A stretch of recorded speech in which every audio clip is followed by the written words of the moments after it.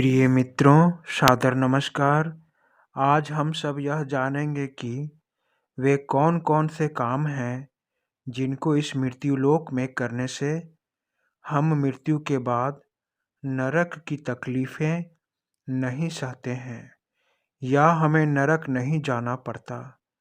मित्रों, गरुड़ पुराण को 18 महापुराणों में से एक माना गया है। यह एक ऐसा पुराण है जिसमें प्राणी की मृत्यु का रहस्य और मृत्यु के बाद का रहस्य विस्तार से बताया गया है। इन रहस्यों के सागर से एक बूंद रहस्य मैं भी भरकर लाया हूँ। वही रहस्य की बूंद का रूप आप सबों को अवगत करा रहा हूँ। मुझे आशा है कि यह लेख आप सबों को अच्छी लगेगी।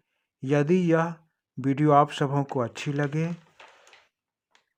और इस वीडियो के अंत तक आप सभी मेरे साथ बने रहें तो मेरी यह मेहनत सार्थक होगी।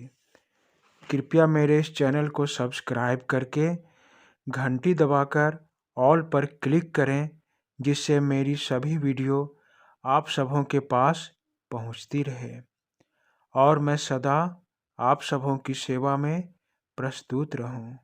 मित्रों, गरुड़ पुराण में भगवान विष्णु द्वारा मृत्यु के बाद स्वर्ग नरक की यात्राओं के बारे में बताया गया है।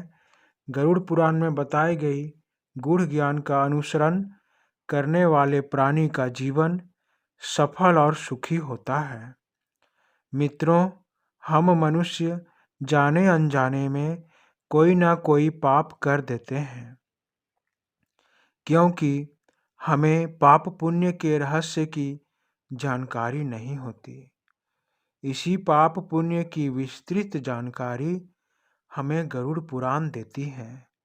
गरुड़ पुराण में बताया गया है कि मृत्यु के बाद प्रत्येक प्राणी के इस मृत्युलोक में किए गए कर्म पाप पुण्य का हिसाब देखा जाता है। उसके बाद उस प्राणी के पुण्य कर्म और पाप कर्म को यमराज के सामने एक तराजू में तौला जाता है।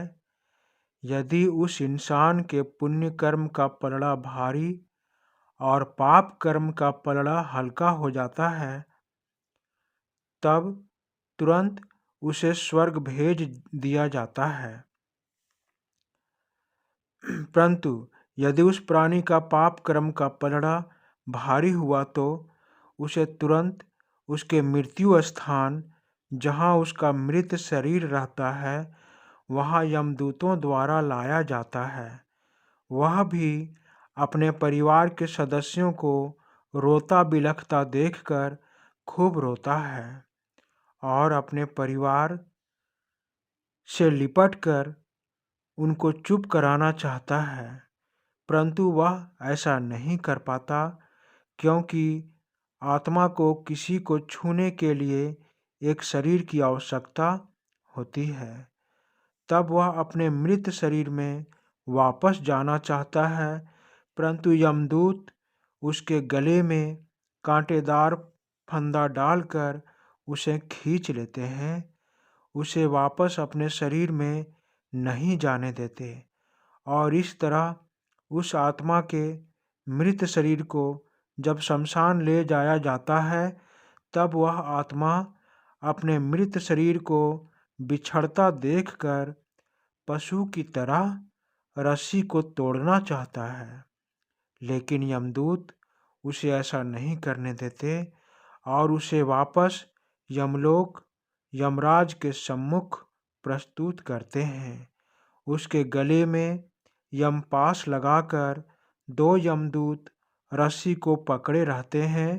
अंत में यमराज उसे नरक में उसके जीवन काल के किए गए कर्मों का दंड भुगतने के लिए जाने का आदेश दे देते हैं। गरुड़ पुराण में ऐसे कर्मों के बारे में बताया गया है जिन कर्मों को हम इस पृथ्वी पर जीवित अवस्था में यदि करते हैं तो हमें नरक नहीं जाना पड़ता और नरक की असहनीय यातनाएं नहीं भोगनी पड़ती। यह बात गरुड़ पुराण में स्पष्ट लिखी हुई है। वे महत्वपूर्ण कर्म इस प्रकार से हैं। पहला, ऐसे लोग जो गरीब, असहाय और दूसरों के हित के बारे में सोचते हैं, जो इस मृत्युलोक में ईश्वर के दिए गए धन से तालाब, प्याऊ, मुफ्त अस्पताल बनवाने का काम करते हैं, ऐसे लोगों को नरक का मुख नहीं देखना पड़ता। दूसरा, जो लोग कभी झूठ नहीं बोलते यानी सदा सत्य का पालन करते हैं, जो गलत काम नहीं करते और गलत तरीके से धन नहीं कमाते, वे लोग भी नरक नहीं आते हैं। तीसरा, धर्म को मानने वाले, प्रतिदिन पूजा पाठ करने वाले, वेद पुराण पढ़ने वाले, ब्राह्मणों का आदर करने वाले और नीति नियम से जीवन पथ में चलने वाले लोग मृत्यु के बाद नरक नहीं जाते। चौथा, मांसाहारी भोजन और नशीले पदार्थों का त्याग करने वाले, घर में आए अतिथि का सत्कार करने वाले और पशु पक्षियों की सेवा करने वालों से ईश्वर सदैव प्रसन्न रहते हैं और ऐसे लोग कभी नरक का दंड नहीं भोगते हैं। पांचवा, जो लोग पितरों का तर्पण या पिंडदान करते हैं, एकादशी का व्रत रखते हैं, वे मनुष्य भी नरक नहीं जाते हैं। छठा, ऐसे लोग जो अपने धन और संपत्ति का घमंड नहीं करते तथा अपने समर्थानुसार हमेशा दान पुण्य का काम करते हैं, उन्हें कभी भी नरक नहीं जाना पड़ता। सातवां और आखिरी कर्म, जो इंसान इस पृथ्वीलोक में जीते हुए कभी किसी का हृदय नहीं दुखाते, कभी किसी को धोखा नहीं देते, सदा धर्म का पालन करते हुए ईश्वर का ध्यान और मनन करते हैं, उन्हें भी नरक की यातना नहीं भुगतनी पड़ती। प्रिय मित्रों, यह सभी उपरोक्त कर्म गरुड़ महापुराण में स्पष्ट उल्लेखित है।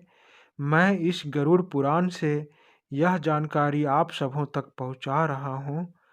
आशा है कि यह लेख आप सबों को अच्छी लगी होगी। मित्रों, हम सभी इंसान एक विद्यार्थी के समान हैं।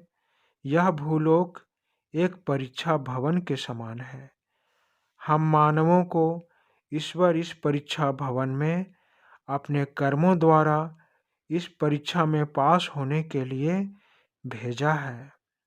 अब यह हमारा फैसला है कि हम इस परीक्षा में पास होकर जन्म मृत्यु के चक्र से छूटकर मोक्ष प्राप्त करके सदा ईश्वर के पास रहें, या इस परीक्षा में फेल होकर बार बार यहाँ आते जाते रहें और दुख पीड़ा सहते रहें।